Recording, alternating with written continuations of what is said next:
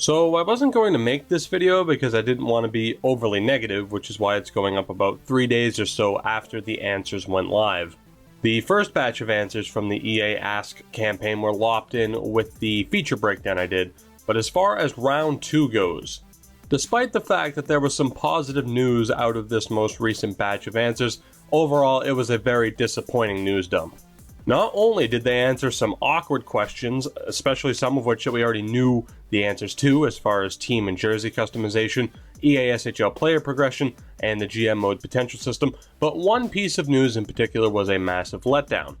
But before we get to that, let's break down some of these other questions. The first one from Kenzie from BC. Props for asking a great question despite the fact that we all knew what the answer would be. Let's be honest here. No share feature with the rosters, sliders, etc. This, above anything else they could have possibly added in the game, would have easily been the biggest surprise if they added it.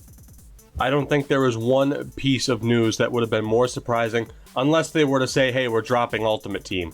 Like, that's how surprising them adding a share feature would have been. It's a long overdue feature, which hopefully they add next year, or at least down the line at some point. Next year, though, would be ideal, especially if you're going to continue releasing roster updates every few months, rather than, say, weekly, like it should be, or at the very least, bi-weekly. And don't tell me that you couldn't do it weekly. FIFA does it, and they have more than double, if not triple the leagues to cover than NHL does. I've said it once, I'll say it again, and I will continue to say it until it's fixed. Roster updates need to be weekly. Period. Hell, hire me. I spend enough time editing your rosters as it is. Adam from BC also asks about custom goalie masks. It is another solid question, and again, another feature that should probably be in the game. I get why you can't afford to put in every real-life NHL mask due to the fees that would have to be paid to the individual designers, but even a basic mask editor would do wonders rather than using the same generic masks that we are stuck with every year. Sure, people will do their best to put dicks, tits, Nazi symbols, etc., and just anything else you can think of on the masks. If you have text, you'll be seeing every fucking word in the book there, but that just comes with the territory, and honestly, if implemented correctly, I don't see why that would be too hard to avoid. Quick talking points, practice mode is updated, hooray. Someone, no offense, was actually dumb enough to ask about the ability for your goalie to slam his stick in frustration. I mean, really, EA, that's one of the questions that you're going to answer. But speaking on goalies, they do get a new camera, and as Between the Pipes has stated, controls are no longer camera relative. A huge upgrade there for human players on top of the AI goalies being upgraded. Once again, upgraded in air quotes there. We'll see if that comes true.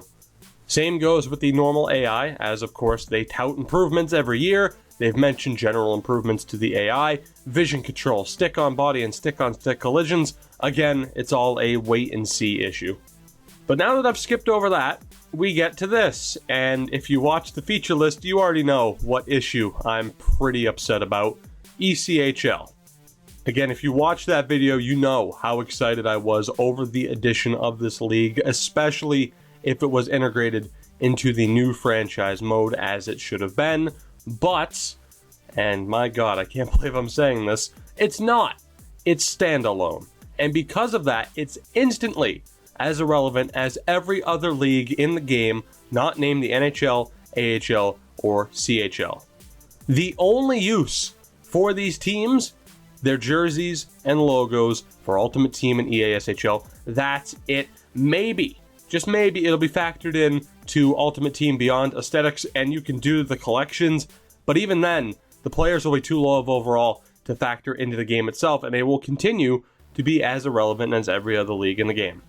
This is a tremendous disappointment, to say the least, and I am tired of leagues simply being in the game for the sake of EA being able to advertise them. I hate to constantly compare NHL to FIFA, but look at what FIFA does in their career mode. At the very least, if you want to play with these teams that are not a part of a major league, you can.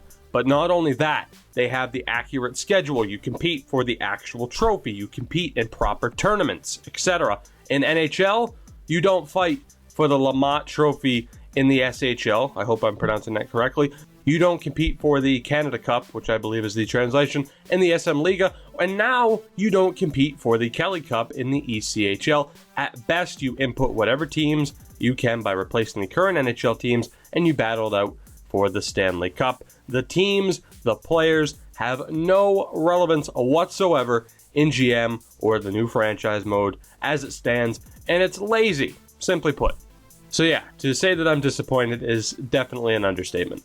But guys, let me know what you think of these new batch of answers. No, I don't expect everyone to be as passionate over the ECHL as I am. But again, for someone who is a huge franchise mode player, that is essentially what my channel is built around, with some different content here or there.